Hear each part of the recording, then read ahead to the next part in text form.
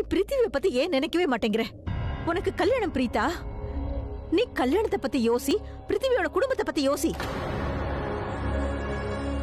நீ எனக்கு சத்தியம் பண்ணி கொடுத்தல, இனிமே அந்த சத்தியத்தை மட்டும்தான் நீ காப்பாத்தணும். இங்க பார், இதுதான் நீ பண்றது கடைசி தப்பா இருக்கணும் பிரீதா. நீ அந்த குடும்பத்தை சேர்ந்தவங்களை யாரையுமே இனிமே பார்க்கவே கூடாது. நான் சொல்றது புரிஞ்சுதா இல்லையா? அது போதும். இதெல்லாம் உனக்கு சேர்த்துதான் சொல்றேன். நீயும் அந்த குடும்பத்தை சேர்ந்தவங்க யாரையும் பார்க்க போக கூடாது. நான் சொன்னது காதுல விழுந்ததா இல்லையா?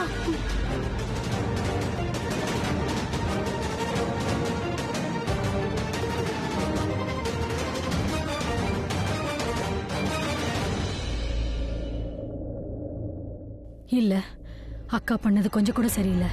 இந்த மாதிரி உறவை உடைக்கிறது. ஆனா நான் சொன்ன என்ன நடக்கும்? அக்கா என்ன நினைக்கிறாங்களோ அதுதானே நடக்கும்.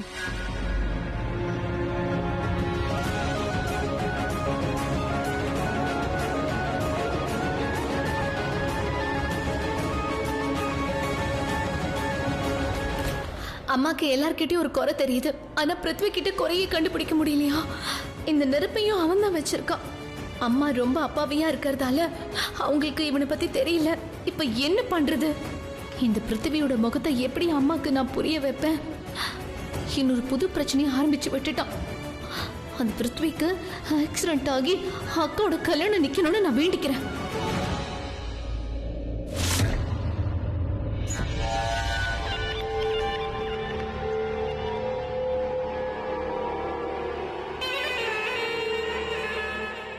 பேபி அப்படி எங்க தான் இருக்கா? அப்படி இவ என்னதான் பண்ணிட்டு இருக்கா? என்ன வர சொல்லிட்டு அவளே இங்க வரல. எதுவா இருந்தாலும் அவ போன்லயே சொல்லிருக்கலாம்ல. ஆனா எங்க? என்னோட முகத்தை பார்க்காத வரைக்கும் அவ எதுவுமே சொல்ல மாட்டா. நீ அப்படி எங்கதான் இருந்த? எவ்வளவு நேரமா உனக்காக வெயிட் பண்றது? நான் இந்த இடத்துக்கு வந்து சேர்றதுக்காக மவுண்டன் கிளைம்பிங்லாம் பண்ண வேண்டியதா இருந்துச்சு. எந்த விஷயத்த அப்படி உன்னால போன்ல சொல்ல முடியல. என்னதான் ஆச்சு? அப்படி அந்த மகேஷ் வீட்டுக்கு திரும்பி வந்துட்டாரு. வாட்? மகேஷ் அங்கிள் வீட்டுக்கு திரும்ப வந்துட்டாரா? இப்ப அவர் வீட்லயா இருக்காரு? அப்புறம் எப்படி நீ வீட்டை விட்டு வெளியே போகல? அதாவது என்னன்னா, ஏதாவது அற்புதம் நடந்துருச்சா? ஜானகி கிழவி மாதிரியே இந்த ஆள் நினைவுகளும் போயிடுச்சா? என்ன ஆச்சு? இல்ல பேபி, அவரோட நிலைமை ஜானகி ஆண்டியை விட ரொம்ப மோசமா இருக்கு. அவரோட பேச்சு அவர் விட்டு போயிடுச்சு. அவரோட பேச்சு மூலமா தானே என் உண்மையை எல்லார்கிட்டயும் சொல்லணும்னு நினைச்சாரு. என் முகமுடைய காட்டணும்னு நினைச்சாருல. ஆனா பாவம், அவரு கோமல போயிட்டாரு. வாட்? ஆனா ரொம்ப மோசமான விஷயம் இருக்கு. என்ன? நாள் முழுக்க நான் அவரோட முகத்தை பார்க்கணும். ஏன்னா அவரு ஃபுல்லா வீட்டுல தானே இருப்பாரு. ஆனா ஒரு ரொம்ப நல்ல விஷயம் இருக்கு. என்ன என்ன என்ன? உனக்கே தெரியும்ல, கோமல யாரு இருக்காங்களோ அவங்களால கேட்க முடியும், பார்க்க முடியும். ஆனா அசையதான் முடியாது. அட நானே எக்ஸ்பீரியன்ஸ் பண்ணிருக்கேனே. அப்படியா? அந்த ஜானகி கிழவி இருக்கால, ஆமா, அவ கண்ணும் காதும் திறந்து இருந்துச்சு. அப்பவ அப்படியே தானே இருந்தா, செல்ல மாதிரி. அப்பனா ஜானகி கிழவிக்கு முன்னாடி பரதநாட்டியமே ஆடுவேன். இப்ப அதே தானே ஆச்சு? ஆமா, அப்படியே தான் ஆச்சு. என்ன அவரால பார்க்க முடியும், கேட்க முடியும், ஆனா எதுவும் செய்ய முடியாது. ஆனா பேபி, ஆனா என்ன? ஆனா அவரு கண்டிப்பா கோமால இருந்து வெளியே வந்துருவார்ல. என்னைக்கு அவரு கோமால இருந்து வெளியே வராரோ என்ன அவரு வீட்டு விட்டு வெளியே அனுப்பிடுவாரு. நீ டென்ஷன் ஆக வேண்டிய அவசியமே இல்ல பேபி. அவரு கோமால இருக்காரு. கோமால. அட மிராக்கிள், அற்புதம் ஏதாவது நடக்குமா என்ன? 2-3 நாள் அவர் கோமால இருந்து வெளியே வந்துருவாரு. கோமால யார் இருக்காங்களோ அவங்க கோமால இருந்து வெளியே வர ரொம்ப நேரம் ஆகும், ரொம்ப டைம் ஆகும். அப்புறம் நாம இந்த டைமை நம்மளோட பெஸ்ட் டைமா மாத்திக்கலாம். எப்படி தெரியுமா? இங்க பாரு, அந்த மகேஷ் கோமால இருக்கிற வரைக்கும் இந்த ஃபேமிலியை சேர்ந்தவங்க டிப்ரெஷன்ல இருப்பாங்க, ரொம்ப சோகமா இருப்பாங்க. அப்ப நாம என்ன பண்ணணும்? அவங்கள அழிக்கணும். நாம இவங்கள பினான்சியலி பேங்கரப்ட் பண்ணிடலாம், நடு தெருவுக்கு கொண்டு வந்துடலாம். அவங்களோட எல்லா விஷயத்தையும், அவங்களுடைய பணம், ப்ராப்பர்ட்டி, ஷேர்ஸ் எல்லாத்தையும் நம்ம பேருக்கு மாத்திக்கலாம். இந்த பிளான் எப்படி இருக்கு? ஆனா இதை நம்ம எக்ஸிக்யூட் பண்ணி ஆகணும். will be without wasting any time. இல்லையா? டோன்ட் வரி பேபி, நான் இப்பவே வீட்டுக்குள்ள போய் டபுள் ஸ்பீட்ல என் வேலையும் ஆரம்பிச்சிடுறேன். அதுக்கப்புறம் நீ என்கிட்ட வாவ் பேபி செம்மையா பண்ணிருக்கேன்னு சொல்லுவேன். இங்க பாரு, இந்த முறை நம்ம எதிர்பார்க்கறது கண்டிப்பா நடக்கணும். Bye baby, all the best. All the best to us.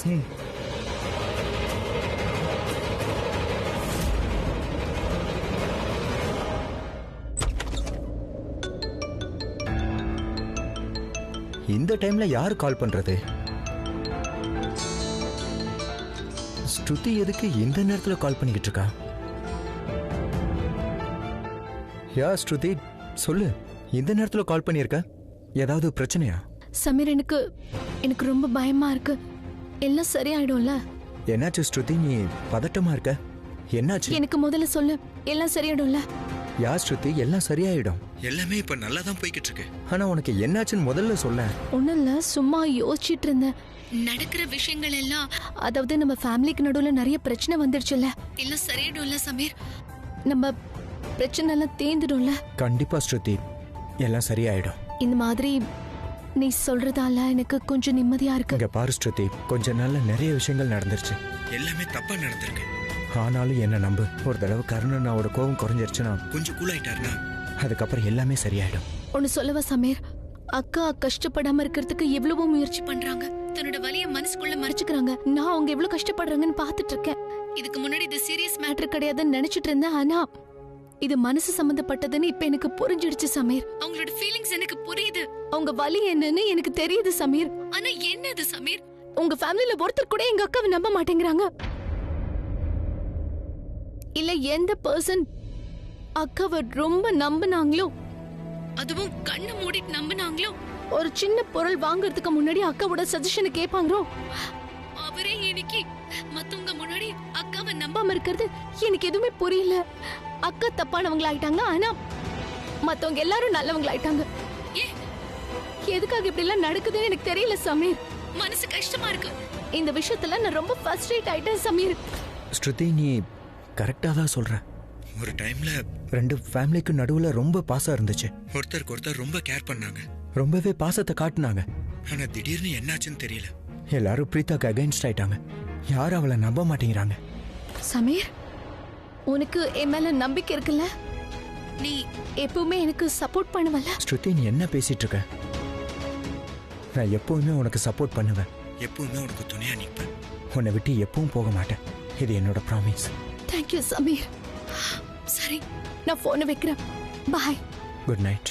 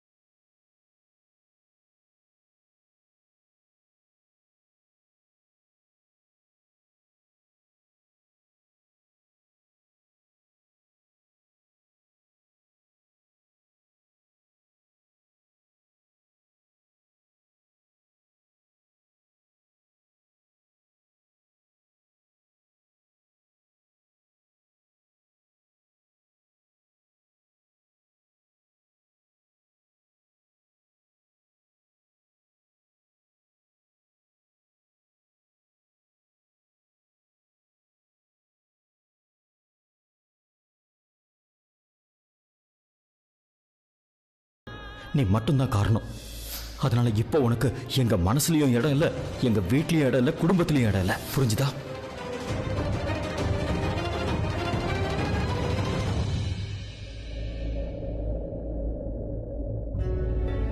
அடக்கடவுளே, என் குழந்தைய நீங்க தான் எப்படியாவது பாதுகாக்கணும்.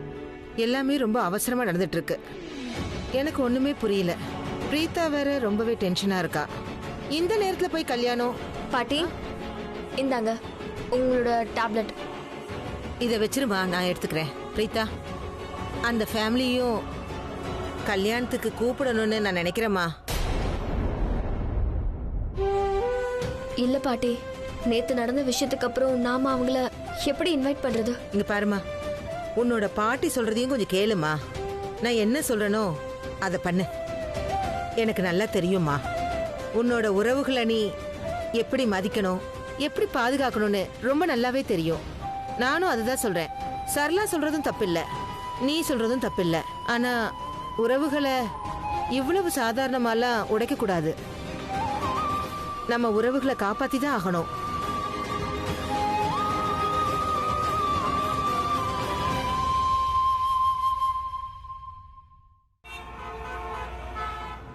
அண்ணா, எனக்கு பசி இல்ல, சாப்பாடெல்லாம் வேண்டாம். நீ கொஞ்சமா சாப்பிட, அதுக்கப்புறம் எங்க எனக்கு போகணுமோ பசி இல்ல, நான் தான் சொல்றேன்ல. Just come. கரண், உனக்கு பசி எடுக்கலன்னா நீ சாப்பிடாதப்பா. ஆனா ஒரு கிளாஸ் ஜூஸ் ஆவது குடி. உனக்காக இல்லைனாலும் எனக்காக எனக்கு கொஞ்சம் பெட்டரா ஃபீல் ஆகும்.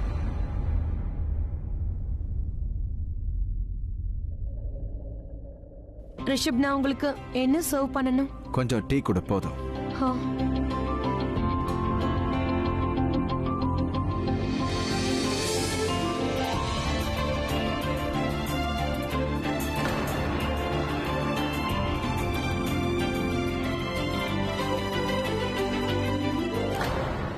இந்த பொண்ணு மறுபடியும் இவங்க 2 பேர் தான் பார்த்துட்டு இருக்கா. ஆனா இவங்க 2 பேர்ல இவ யார பாக்குறா? ரிஷபண்ணா, நான் ஒரு இடத்துக்கு போகணும். சோ நீங்க ஆபீஸ்க்கு போகும்போது என்ன டிராப் பண்ணிடுறீங்களா? Yeah sure. தேங்க்யூண்ணா.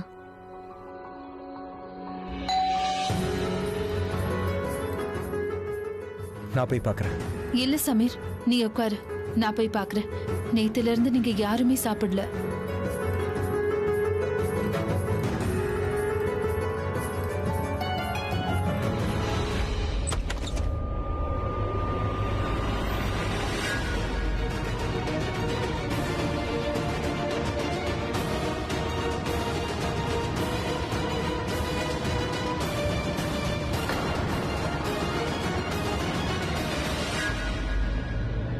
இந்த மிடில் கிளாஸ் பொண்ணு மறுபடியும் இங்க வந்துட்டா.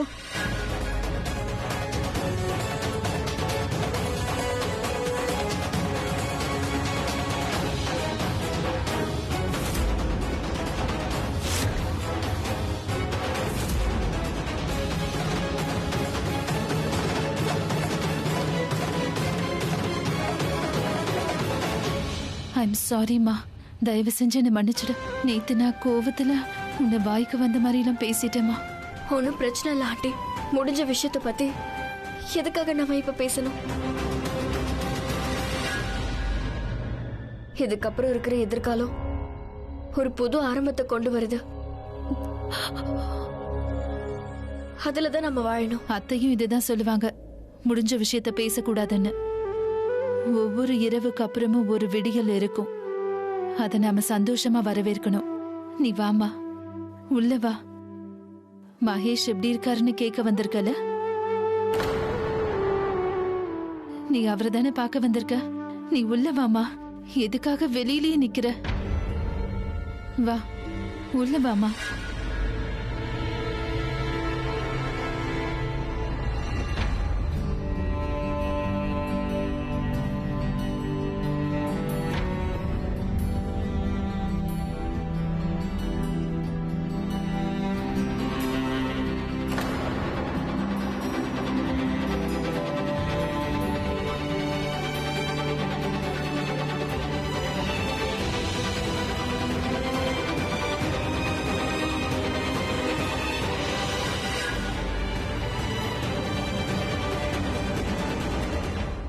இவ்ளோ விஷயம் நடந்ததுக்கு அப்புறமும் எதுக்காக இவங்க திரும்ப வந்திருக்கா?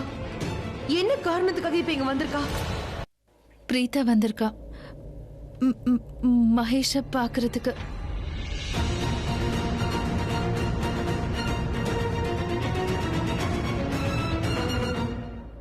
ராக்கி ஆண்டி, அங்கிள் அங்கிள் இப்போ எப்படி இருக்காரு?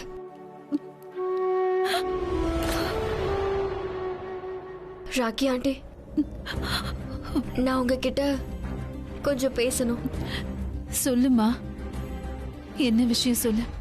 நான் எப்பவுமே உங்களோட குடும்பத்தை வேற ஒரு குடும்பமா யோசிச்சதே இல்லை. நமக்கு நடுவுல நிறைய மிஸ் அண்டர்ஸ்டாண்டிங் ஆயிடுச்சு, நிறைய விஷயங்களும் நடந்துருச்சு. அதுக்கு முன்னாடி உங்க வீட்டுக்கும் எங்க வீட்டுக்கும் நடுவுல எந்த இடைவெளியும் இல்லை. நான் எப்ப வேணாலும் இங்க வந்துருவேன். இந்த வீட்டுல எங்க வீட்டுல இருக்க மாதிரி நிம்மதியா நான் சுத்திக்கிட்டே இருப்பேன். எனக்கு நல்லா தெரியும், முன்ன மாதிரி எதுவும் இல்லை. நமக்குள்ள ரொம்பவே இடைவெளி வந்துருச்சு. ஆனா என்னோட மனசுல உங்க எல்லாருக்காகவும் அதே இடம் தான் இருக்கு.